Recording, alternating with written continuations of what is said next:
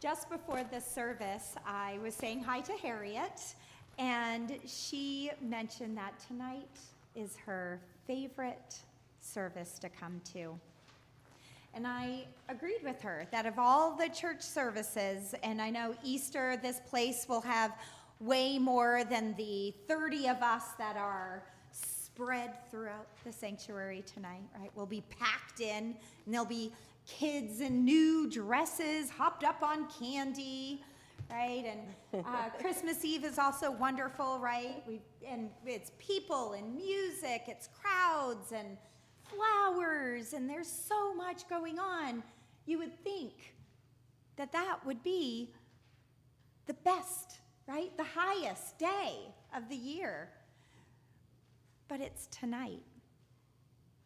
I really think, don't write me up on any heresy charges or anything, but as important as the resurrection is, and as important as Jesus' sacrifice on the cross is, tonight, everything comes together. All of his life, all of his years of ministry are bound in this night. And that's what makes what we do here so special and so holy.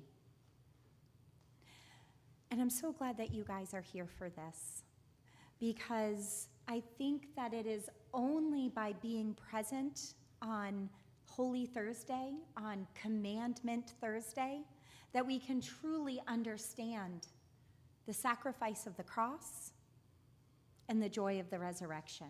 It's only by being here tonight that you can really understand the whole of Christ's passion.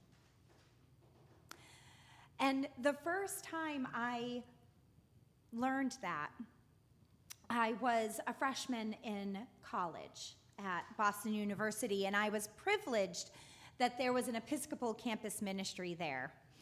And we were a mighty but small faithful band of Jesus followers. I think at our most chock full, there might have been 14 of us worshiping in the basement of Marsh Chapel. We gathered at 7 p.m. on a Sunday night. And going to church when you're in college is not exactly the height of cool. Like, maybe you don't realize this, but it is not. None of my friends went with me, right? Where are you going, Jill? Church. Okay, right? And we would gather in this basement space that during the week was the repository for the extra seats for passenger vans and just chairs, and we would clear it out so we could worship.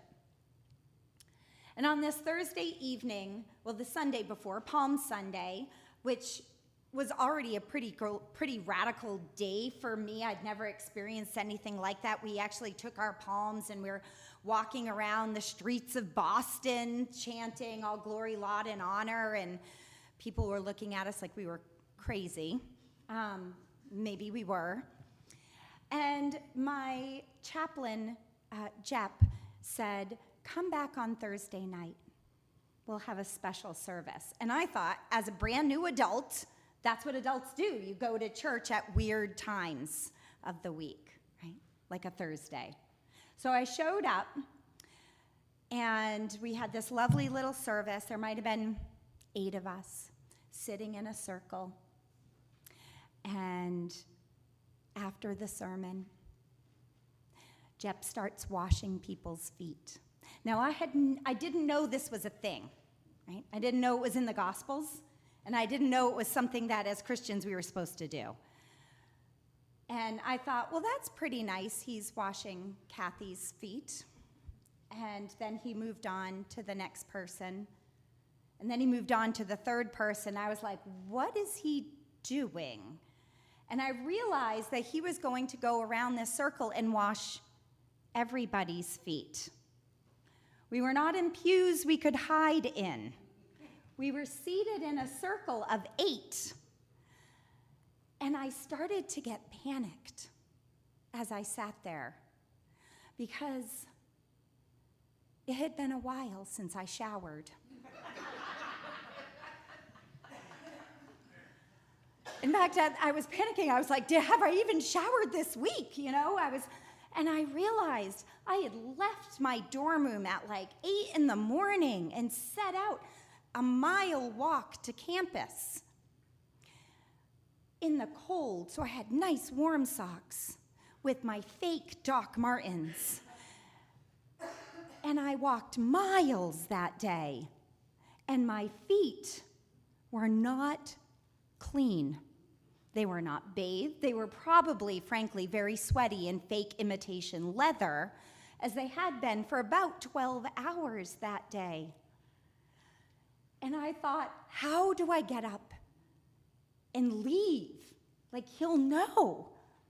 And I was so focused on this and so afraid that my priest was going to come and touch my feet. Frankly, parts of my body that literally nobody had ever touched but me at that point in my life, right? I mean, if you think about it, how many people touch your feet? Your podiatrist. Maybe if you get pedicures, which I never do, right?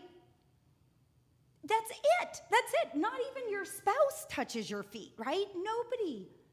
It's a part of your body that you hide because of fear, right? Because of the intimacy of that. But I think more because we're afraid at what our feet mean, right? And so they're parts of our body that we always keep hidden. Right? Even if we're wearing sandals, we still, nobody's touching them, right? And we only do it if our toenails are trimmed and we've painted them, right, ladies? Right? You just don't go out there willy-nilly with naked toes. So there I was on my very first big girl Maundy Thursday, and my priest was moving around this circle, and he finally came to me, and I was in such a panic that I didn't realize that I should have prepared better. And I don't mean by washing my feet. I hadn't even taken off my shoes or my socks yet.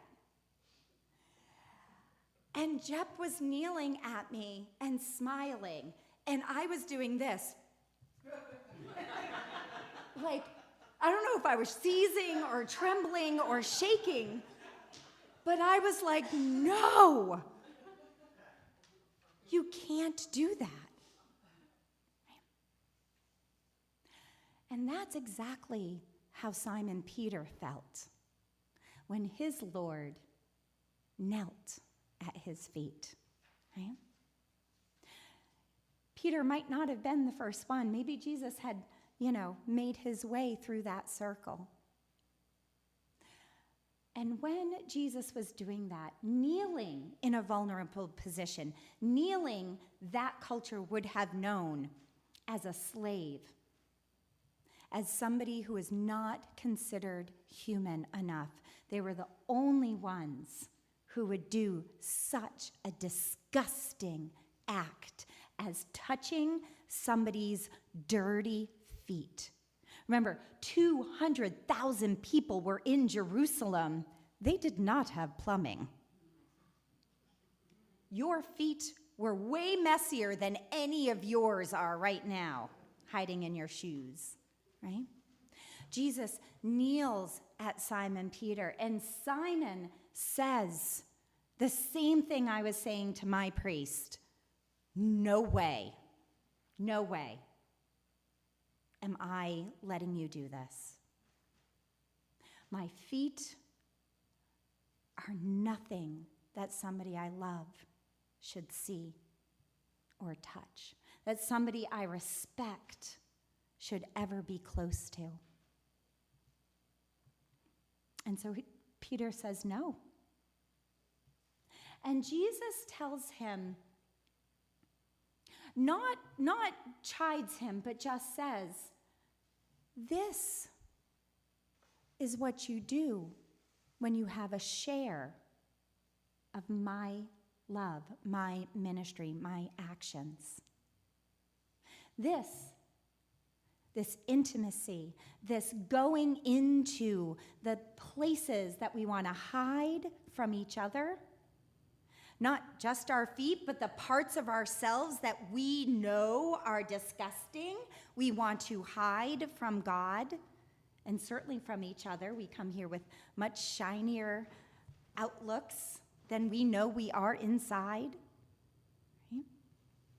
Jesus says, it is only by allowing me, your friend, your teacher, into that which you would hold off from everybody, that you can truly know the love that we have between each other. And so I let Jep untie my shoes, and he took off my socks. And he poured warm water over each of my feet and gently dried them. And it was something that more than 30 years later, I still remember the feel of that water. I bet Peter and Judas and Philip and Andrew and James and John and Mary never forgot the feel of that water being poured over their feet on that holy night. And that's why this is so important that we are here tonight. And I wish more people were, because Good Friday was a horror. And as important as Jesus' sacrifice on the cross is, without Thursday, without this love action poured out upon the disciples, I don't think those disciples would have ever come back. Because on Friday, they ran away from this.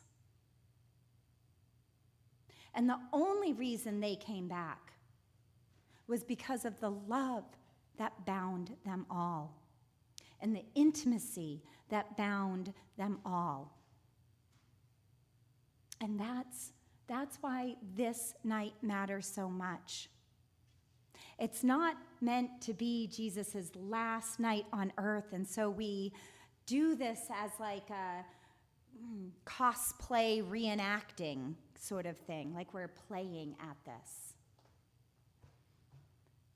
This is what Jesus told us to do, to have our feet washed by each other. We should have little feet around our necks, not crosses, because this is the action of love.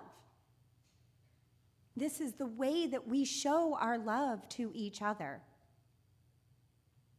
This is the way we understand the sacrifice of love on the cross. And it's by what we do here tonight that the world will know that we are Jesus' disciples.